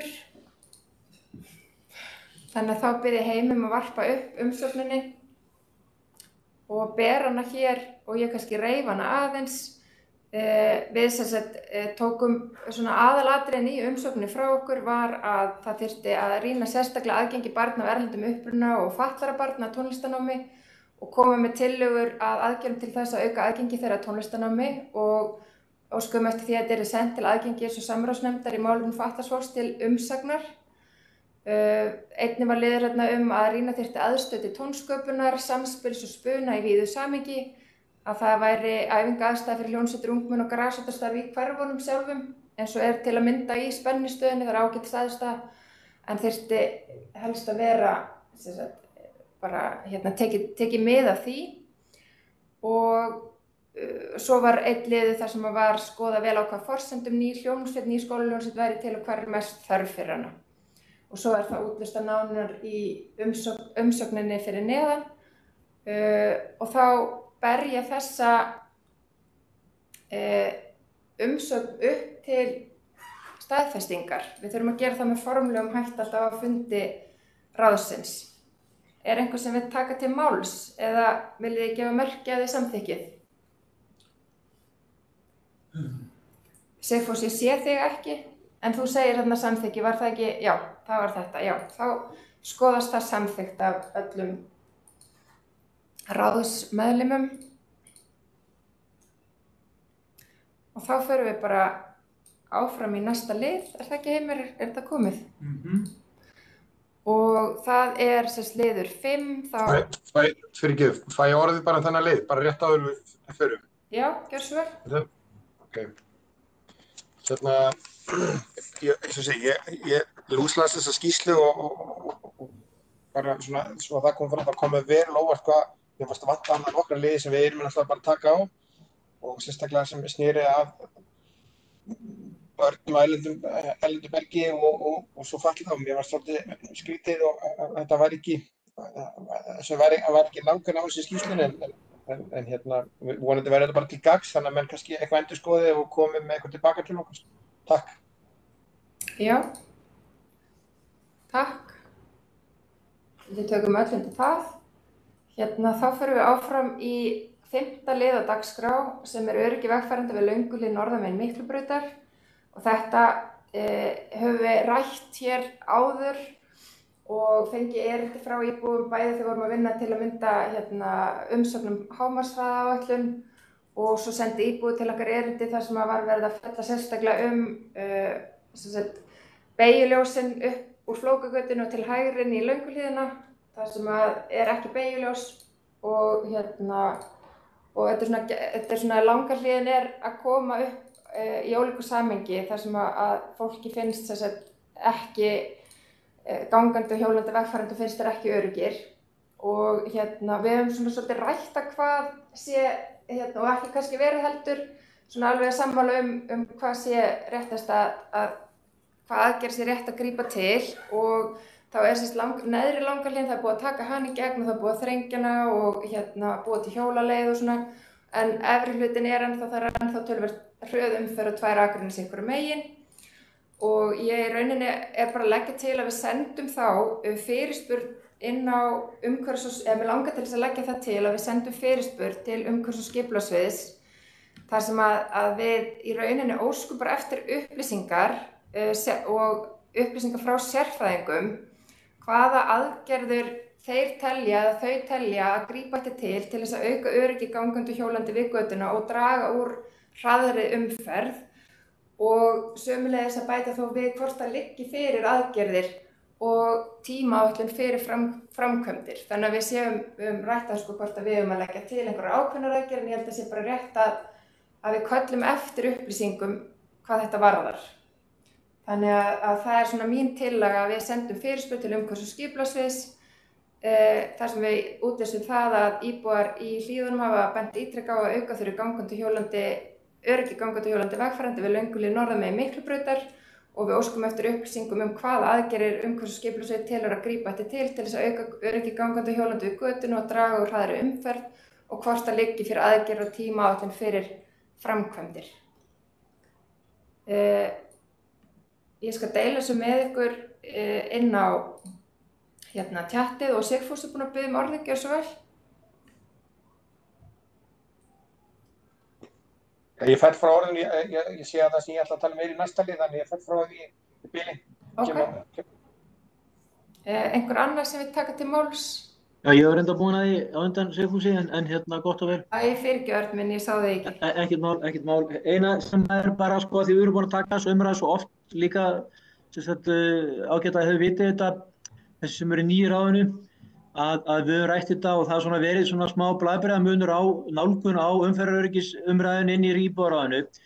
Ég hef svolítið viljað nálgast málið svona í víðu samhengi og skoða þetta að þetta gangi eitt yfir alla og er í raun að gagnrýna það núna að við séum svolítið í þessu, hvað við kalla þetta, bútasömið eitthvað svolítið að hvatinn að því að við tökum til umræðu inn á dagskrá er einhver ábending sem að kemur eftir einhverjum leiðum til okkar. Ég myndi vilja taka þetta í stærra samhengi, ég myndi vilja skoða þetta í hverfinu í heild með sérstaklega áherslu á skóla nágrenni skólana, ekki bara grunnskóla, heldur líka leikskólana og ekki sömuleiðis framhaldsskóla, við erum með framhaldsskóla hérna í hverfinu okkar á. Þannig að ég myndi vilja að við myndum kalla eftir þessu. Við ákvaðum það fyrir jól eða á síðasta ári að bíða með umræðu þetta, taka þetta í víðu samhengi. Ég er bara að kalla eftir því núna, fyrst að þetta er komið aftur á dagskrá, að við tökum þetta skref, alvöru skref og förum og tökum hverfið í heild. Og við skoðum það bara út frá öllum sjónarhornum. Það er fínt að fá svona hverfis eða íbúar í hverfunum sé að hnippa í okkur, það er bara fínt, en við þurfum að skoða þetta miklu stærra samhengi. Það er bara það sem ég vildi segja og ég myndi vilja setja þetta aftur á dagskrá. Við ákvaðum það var sátt það, ég man rétt að við myndum bíða með að taka þetta að því við vorum að klára okkar mál, en nú finnst mér engin ástæða til þess að draga það á langinn, setjum þetta mál umferðaröryggi gangandi og óvarandi vegfarenda á dagskrá í öllu hverfinu, allstaðar hvar það er og hvernig er best að bregðast við því. Ekki þessu einstaka út frá einstaka ábendingum, heldur í heildrænt. Ég vildi bara segja það, en ég samþykki þetta bara fínt, þetta er bara fín fyrirspurn, þetta er fín málsmeðferð, styð hana en eftirstendur skoða málið í stóra samhenginu. Takk. Já, takk Örn. Ég ætla að fá bara að bregðast við og svo ef það eru fleiri sem vilja taka til máls að spyrja.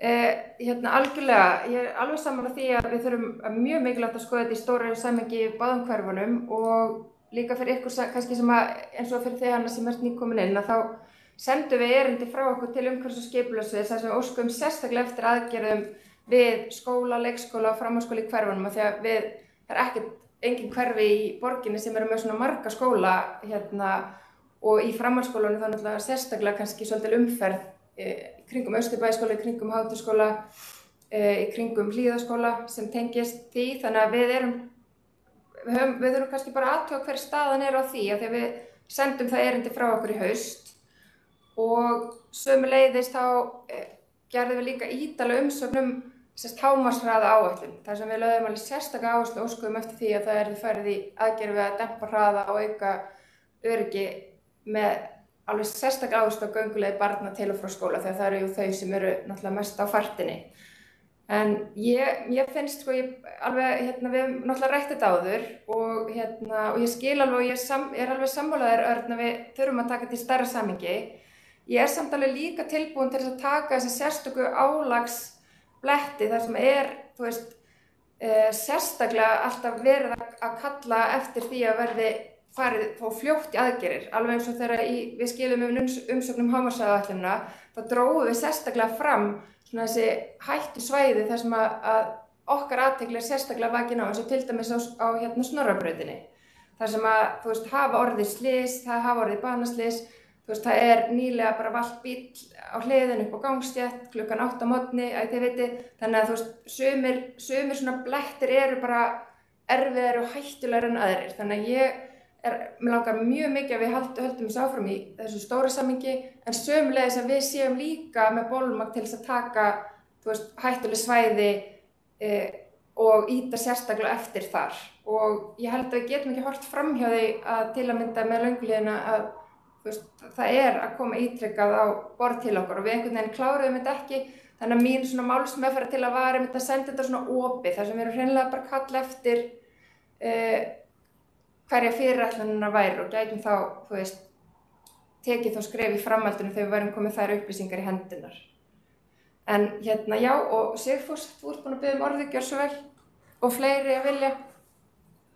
Já, takk fyrir þetta. Bara svo ég skilði það, menn þegar þú segir víðu samhengi eftir það að tala bara svo ég skilji þig, af því ég var alltaf ekki með upp að umræðinu eftir að tala að við sem að taka alla samgöngur, eftir að tala bara ef við horfum út að vistvæni eða tala frekar upplýsingar frá kerfinu, bara svo ég skilji aðeins bara það sem undan rætt og að því að þú talar í samhengi. Út frá öryggi gangandi og hjólandi vegfarenda. Já, ég er ekki að tala um þetta neitt í óendanlega víðu samhengi. Nei, þú kannski þekkir ekki umræðuna. Hún er búin að vera mikil hingað til, ekkert bara þetta kjörtímabil heldur, þekkir Margrét þetta líka síðasta kjörtímabili og ég veit að sum hverfin hafa verið að fara mjög djúpt ofan í þetta og það er fyrst og fremst þessar gönguleiðir sem að mér finnst skipta máli sem að þurfa að hafa í huga. Það sem eru krakkar og ung fólk og óvarðir vegfarendur og það eru auðvitað í kringum þessa og svo eru þessir náttúrulega hættulegu staðir sem að kannski fylgir óþægilega mikil umferð eins og í kringum framhaldsskólann því miður, bara svo það sé sagt í nálægð við viðkvæma grunnskóla og leikskóla.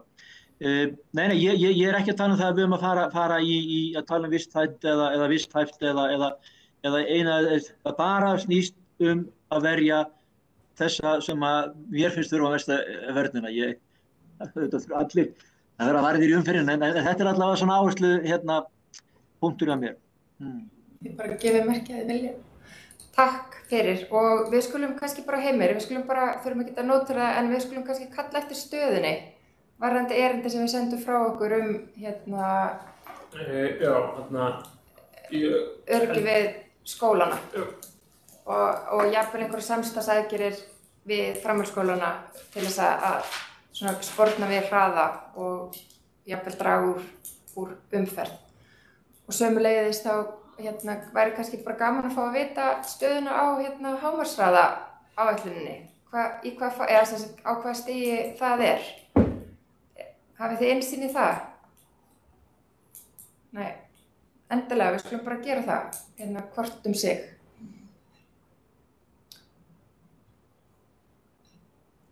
Þannig að Heimir, þú sér þarna fyrirspurnina frá okkur, varðandi lönguliðina inn á spjallinu. Já, þú kannski lest hann, ég reiknum með því að allir hafa síðan að það ráðið að sameinast þessu fyrirspurnina. Er einhver sem vill ekki taka undir þessi fyrirspurn? Ok, þá bara sendum við hana í nafni ráðsins inn. Takk ykkur fyrir þetta. Þá er liður 6 og það er erindi íbúa umferðaröryggi í Eskihliðinni og bara svo, ég kem inn á það eftir, Heimir, það var Eskitorgið, það myndi við aðeins að reifa það undir þessum lið, en sem sagt, varðandi, þá fengum við erindi frá íbúa umferðaröryggi Eskihliði, þar sem viðkomandi að benda á að það sé ófullnægjandi merkingar á hraðahindrun og gangbraut, það sé hröð umferð við götuna, það sé misræmi í merkingum á hraðindun og gangbrauð, það sé mikið af börnum sem eiga leið götuna, lýsingu sé ábótavant og svo mikil hætta við mót göngustígs og æskileg fyrir gangandi og hjólandi þar sem byggt hefur verið sorptunnur og svona ábendingum að gera götuna að vistgötu. Þannig að í tengslum, ef við bætum því að við og eftir, en þetta er erindi frá íbúa akkúrat þessa götu. Og Sigfús, þú beðið orðið, gjörðu svo vel. Við heyrum ekki í þér eða þú ert. Ok, heyrið mig núna? Já, gjörðu svo vel. Okay. Já, það barst bara í gegnum íbúasamtökin að barst þessi fyrirspurn að því við höfum svona umræða þarna á einhverjum efnum og ég leit vita að það var hægt að beina þessi inn í þennan kanal. Við fengum þessa áhugaverðu fyrirspurn og vissulega Eskiliðin svolítið skrítið þarna í annan endan af því að það er bara gömul gata og sem allt að köttað á breytingar og slíkt og hefur einhvern veginn mínu veit ekkert verið klárað og svo fyrir þá sem búa þá í blokkum Eskiliðin þá kannski skógarlíðin heldur ekki aðlaðandi heldur, þetta svona, það er svona að þetta sé ófrágengið, óklárað, eitthvað óljóst, þannig að ég velti fyrir mig bara hvort að við annarkvort að fá eitthvað sem getur upplýst okkur mögulega aðgerð sem fyrir í áætlunum eða hvað getur gert, því að mér finnst svona, ég ekki þarna mínu hlíðunum en ég get ímyndað með að þetta sé ekki góðu standi þá hvori meginn sé, það sé annars að Eskilíðin hafði út í endan og svo skógarlíðin, það er spurningin hvort að við getum eitthvað brugðist því. Takk. Já, takk. Örn, gjörðu svo vel. Já, takk. Ég tek svolítið undir þetta sko með Eskilíðin. Þetta er ofsalega önug gata á mörgu leyti, allt rétt sem maður segir í bréfinu og þar ráðast við einhverja bóta á þessu. En sko, hún er líka sérstaklega slæm sko hvað varðar að því að krakkarnir að fara þarna, þegar þeir eru að fara að Hlíðarenda, þá fara það svolítið mikið Nú veit ég að skógarhlíðin henni verður breytt og gerður góður hjólastígur þar og allt það. En sko eftir stendur þessi leiðinlega, þetta er eiginlega leiðinlegasta gatan fyrir þau að fara yfir þarna. Þau eru komin í miklu betri mál, þau eru komin inn í Blöndulhlíð og Mávahlíð og Drápuhlíð og Barmahlíð, bæði fyrir ofan og neðan Lönguhlíð, þannig að sko þetta er leiðinlegasti kaflinn í hverfinu finnst mér, umferðin þarna og hvernig er bara, merkingar á yfirborði og hvernig bílum er lagt þarna, þetta er alveg með ólíkindum hvað þetta er skringilega gengið þessa götu. Og svo tengingin á milli Skógarhlíðar og Eskilíðar, það þarf einhvern veginn að laga það. Ég veit að það er svolítið flókið mál, en það verður að skoða það hvernig er hægt að laga það, því að krakkarnir eru að fara þarna á milli. Já, takk fyrir þetta. Einhverju fleiri sem vilja?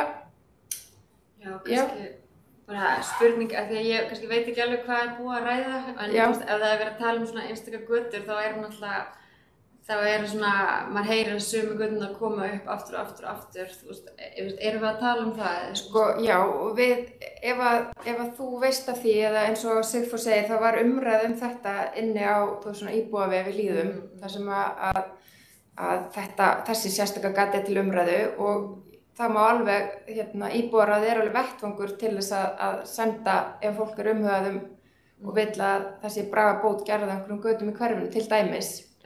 Og ég meina, þannig að endilega hvetji fólk til að senda inn og við höfum þá tækifæri til þess að setja það á dagskrá fundarins. Ok, þannig að fólk sendir inn bréf með það? Já, eða á þig eða hvernig sem er.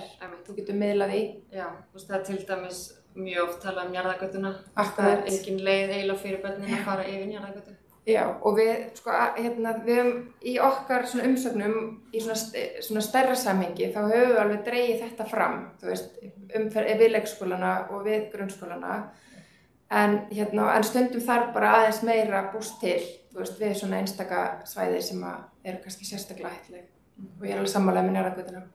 Þannig að það væri bara alveg ástæði fyrir okkur kannski til að taka það á dagskrá. Það er spurning, Sigfús, hvort að þú vilt móta einhvers konar fyrirspurn sem við myndum senda til umhverfis- og skipulagssviðs stöðuna í Eskihlíð.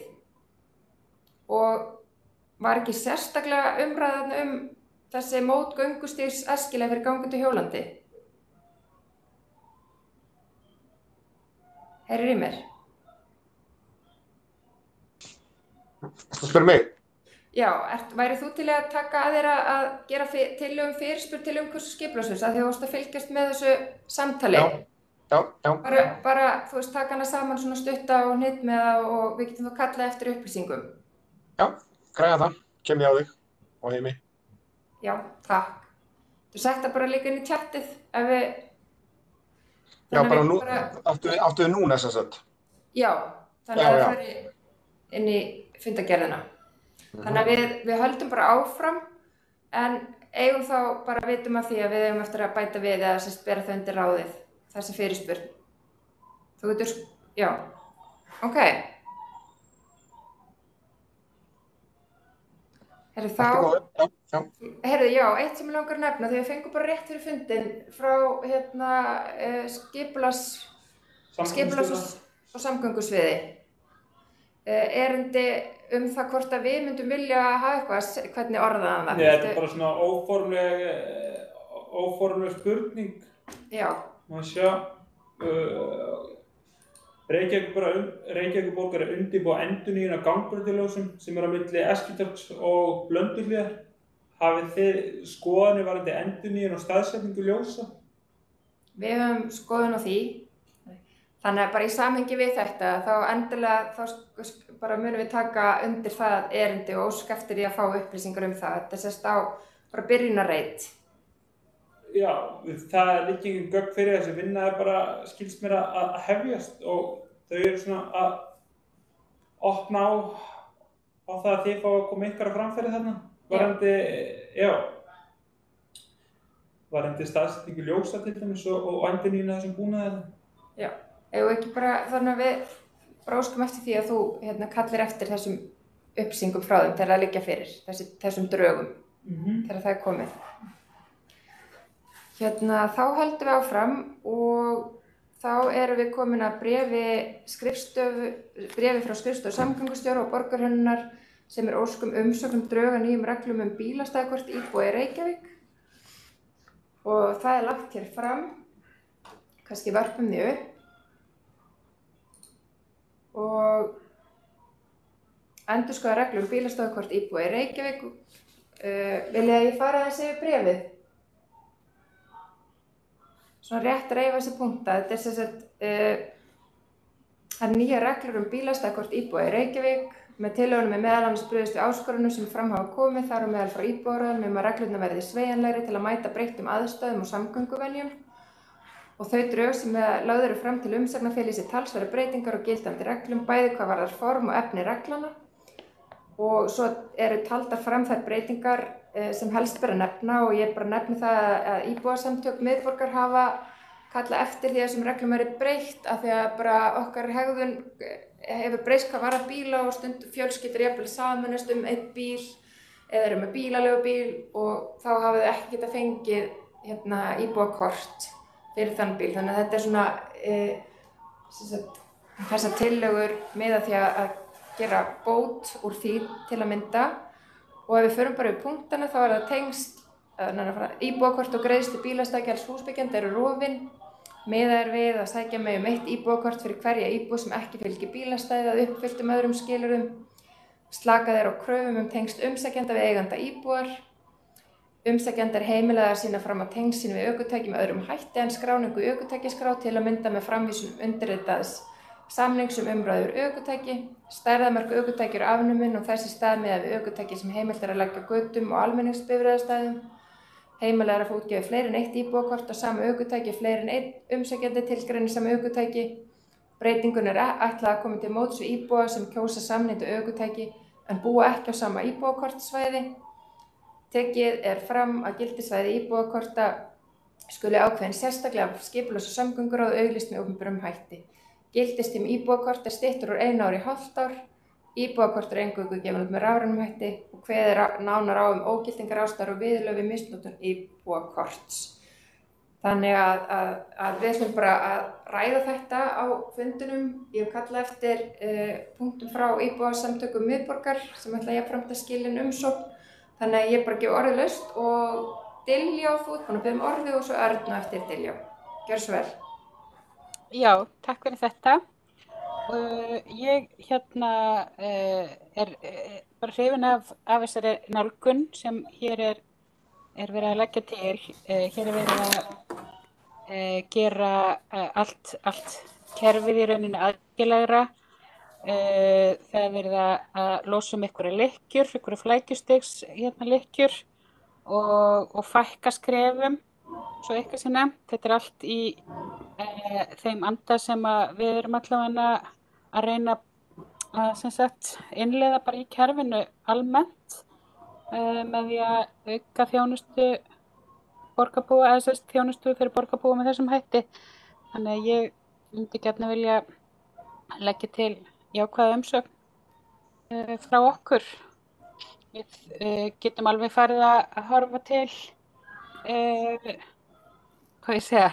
næstu, eða svona það er handan við túristahotnið sem sagt. Þeir koma aftur þegar heimurinn fer svona aftur í, kannski ekki samt horf, en í það horf að við getum farið að taka móti ferðamönnum og þar af leiðandi verður þetta svæði hér mikilvægt að hafa það bara klappað og klárt, tilbúið, en ekki kannski í þeim farvegi eins og þetta var áður en að heimurinn lokaðist. Einmitt. Þetta er bara mitt input hér. Já, takk fyrir það. Örn, þú beðum orðið? Já, takk. Fljótt og lítið þá líst mér bara vel á þetta, en vel að merka, ég þekki ekki vandamál sjálfur, og eina sem eru bara fengið þessar ábendingar frá íbúasamtökum og fleiri, þannig að mér finnst mjög eðlilegt að þau fái þessa tillögu og meti hana, hvernig þeim líst á hana. Þannig að ég bara fagna þessu. Við erum ekki í rauninni að samþykkja þetta hér og nú, er það? Það er ekki hugmyndin. Þetta er bara varfærandi kynningar. Við stingum þá upp á því að þessu verði vísað áfram inn í íbúasamtökin og kalla þetta þeirra umsögn um málið. Sko ég er búin að setja, umsagnarfrestur er sem sagt 27. febrúar og ég hef þegar sendt þetta á íbúasamtökin og veit að þau hafa verið að kasta á milli sín. Og ég er með það inn í póstunum mínum, ég get ekki opnað vefpóst Reykjavíkurborgar, ég get ekki opnað búndana þar, en það meðal annars sem kom fram hjá þeim var að þau settu spurningamerki við þessa endurnýjun á hálfsársfresti sem var ár, hvort að það gæti orðið til, eða þú veist, já, bara því að ég meina, eins og við vitum þá erum við öll störum hlaðin að muna eftir því að vera endurnýja umsögn og það er bara ákveðin vinna náttúrulega sem felst í því að endurnýja. Og sömuleiðis höfðu áhyggjur á kostnaðinum, að hann yrði ekki hærri en nú er, og sérstaklega það eru til dæmis kannski 3 sem eru samanast bifreið, að það sé ekki einhvern veginn að aukast kostnaðurinn út frá því. Þannig að þessi 2 atriði svona eru eitt af því, eða nokkur af þeim því sem þau nefndu, og annarkvort þá myndu þau senda bara inn sína sér umsókn og á samgöngustjóra, eða þá að við getum tekið hana bara með þegar við sendum inn. Mín hugmynd er bara að myndum ræða þetta núna og myndum svo kasta svo milli okkar í framhaldinu, og ég veit að íbúasamtökin eru að fundi í kvöld og ætla að senda okkur í kjölfarið, og þá getum við bara tekið með því og svo myndi ég þá taka að mér að senda umsögn 27. eða fyrir 27. sem við myndum þá bera upp á næsta fundi ráðsins. Ok, fín, við líst þér á það, því ég myndi vilja bíða eftir að fá að heyra hvað íbúasamtökunum finnst um þetta, hvort þetta sé að svara þeim ábendingum sem þau komum með fram, athugasemdum. Já, ég ætla að reifa það betur. En já, eigum við þá að, er einhvers fleiri sem vilja taka til máls núna? Er eitthvað fleira sem þið hjóðu eftir?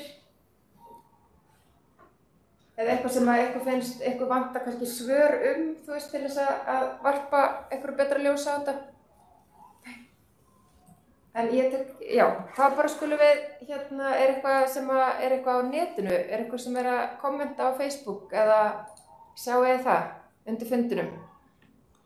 Ekkert að póstulur ráðsins í það minnsta. Nei, er eitthvað sem getur séð fundin á Facebook og séð hvort það er eitthvað fyrirspurn þar undir?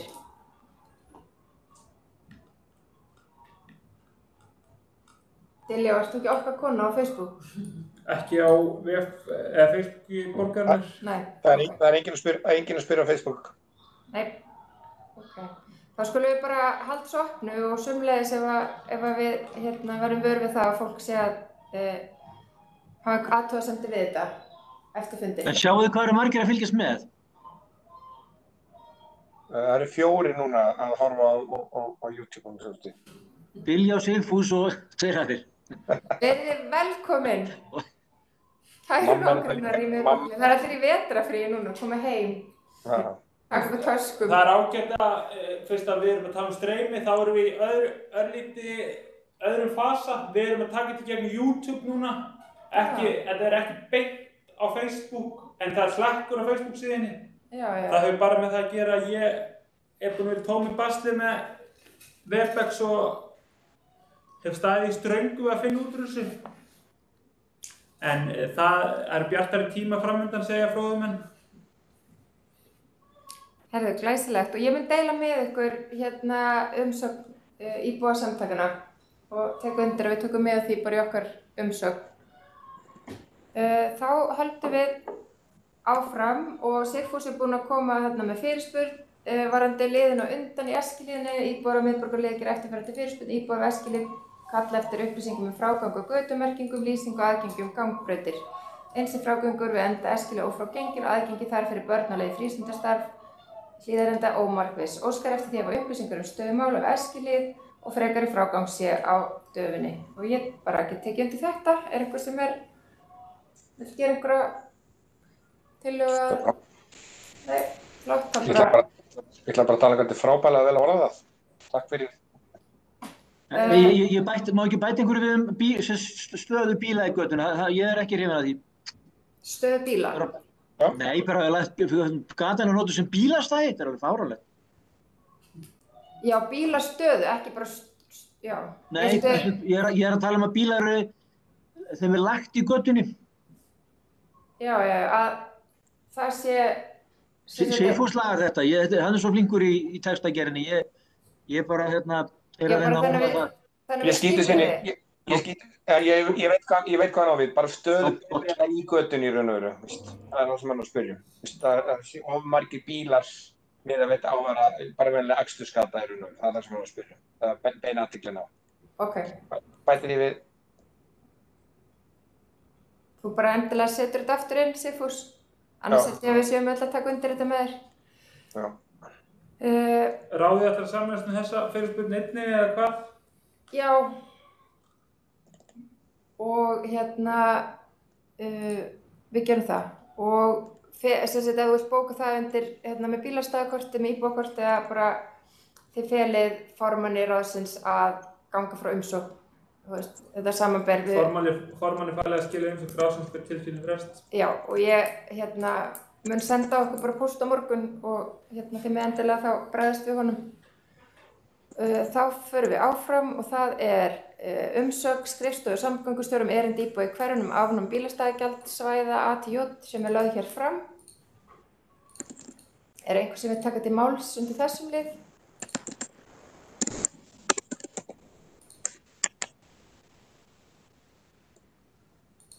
Það eru tvö erindi sem hafa verið send varðandi gjaldtöku á bílastæðum í miðborg. Þá bara skoðast það lagt hér fram.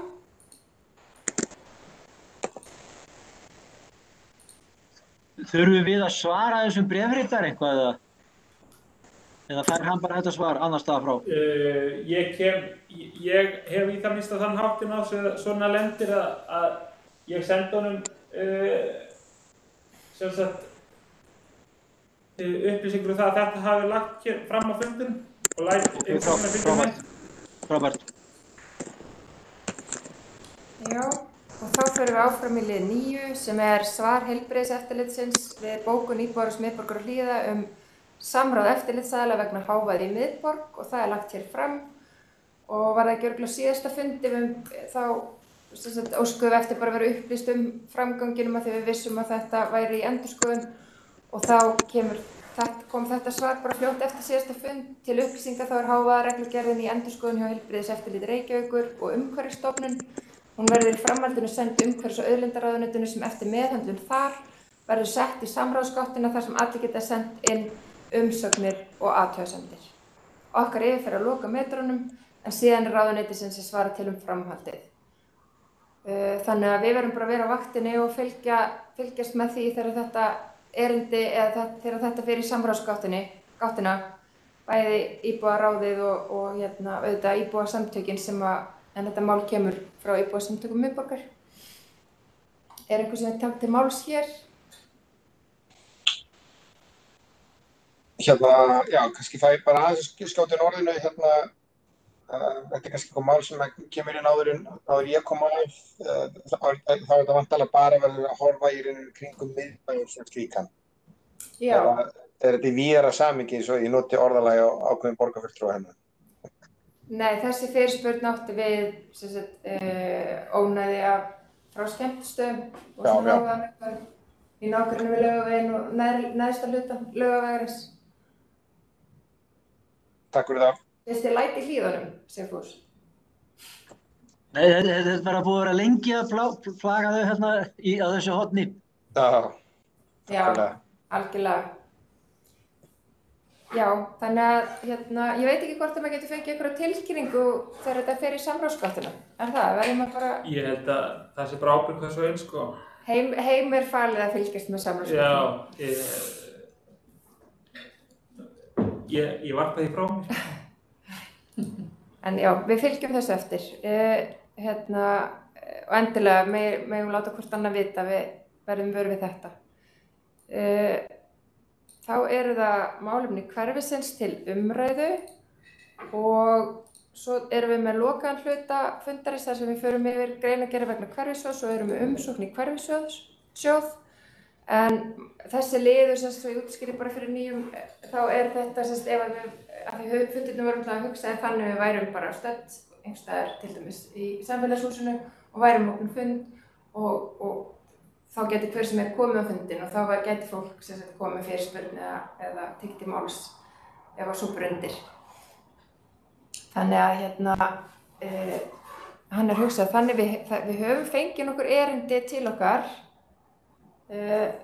sem að geta líka alveg beðið til næsta fundar og við tökum kannski bara hverfissjóðinn og umsóknir í hann hér og eftir. Einhver erindi sem inn í pósthólfi ráðsins? Já, ég búin að senda þér. Já. Það hún minnir konan með Agnes sem Hreinsunardagur. Já, það til að mynda kannski tek það inn, bara hreinsunardagur í Hlíðum, það erindi frá íbúum sem barst inn í pósthólf íbúaráðsins.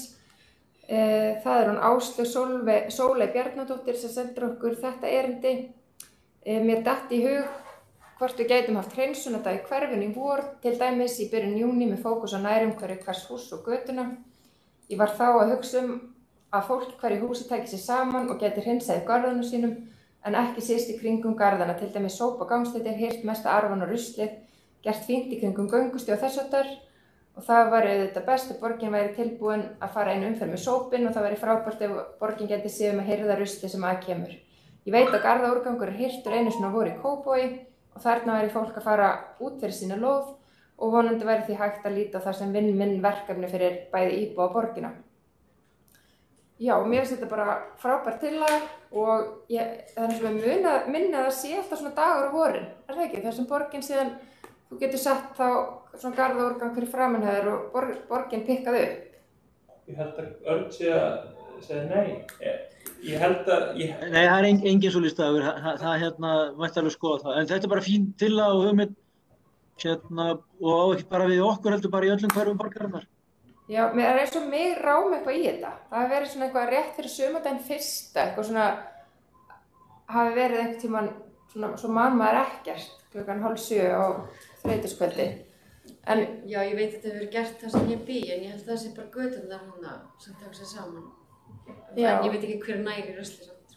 Nei, einmitt. Ég held að borginni, mér finnst þess að við hefum gert þetta í kring hjá mér. En við skulum bara kanna það og Hörður, verkefnastjóri og þjónustumiðstöð segir hérna hverfastöðin getur svarað því hvenær götusópin í viðkomandi hverfum og væri best að vera í sambandi við þá vegna þessa. En ég held að þessi bara kjörið að við hvetjum til þess að það veri eitthvað svona einhver dagur þar sem að fólk getur tekið sér saman og í götum með húsum og fengi borgina til þess að taka upp. Þannig að við ekki bara fylgja þessu eftir.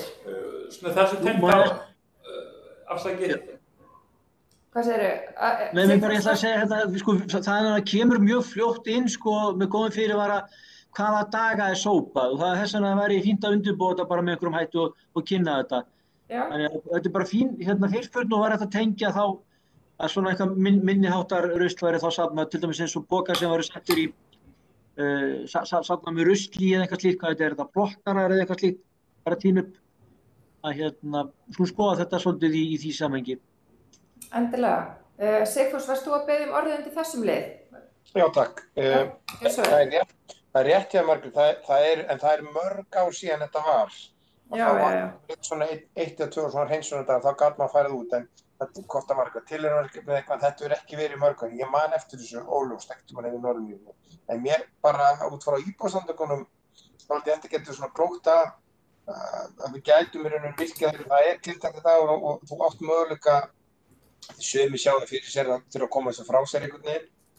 Við gætum í rauninu einhvern veginn virkjandi þannig að við gætum svo væri hvort að borgin að vinna setjumdags að taka þetta saman eða mögulega borgin að lána einhver áhöld eða eitthvað, ég veit ekki, en ég held að þetta er góða punktur, takk. Já, takk. Eigum við að bóka undir þessum lið, bara eitthvað íbúar á miðborgarliða þakka fyrir erindi og tekur undir með bréfritara með að,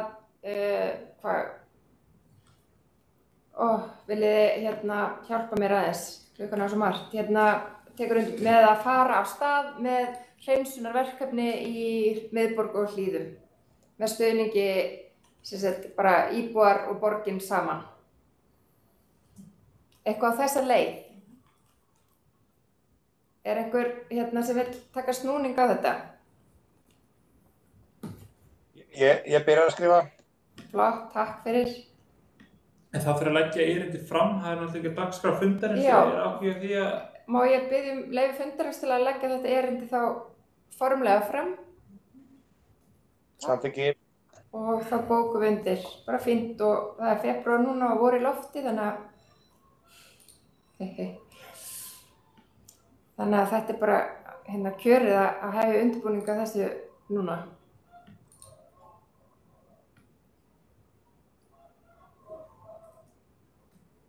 Herru, þá bara, ef það er ekki fleiri sem vilja taka til máls, þá förum við að færa okkur yfir í næsta lið fundarins sem er að fara yfir greinargerðir og vegna hverfissjóðs og umsóknir í hverfissjóðs. Þannig að við bara þökkum fólki sem fylgdist með fundinum og hvetjum fólk til þess að senda okkur erindi á netfangi okkar íbúarráð.miðborg og hlíðar@reykjavik.is eða á einstaka ráðsmeðlimi. Við erum á Facebook og við erum með síðu sem heitir íbúarráð miðborg og hlíðar sem er að fylgjast með og reynum að deila upplýsingum þar.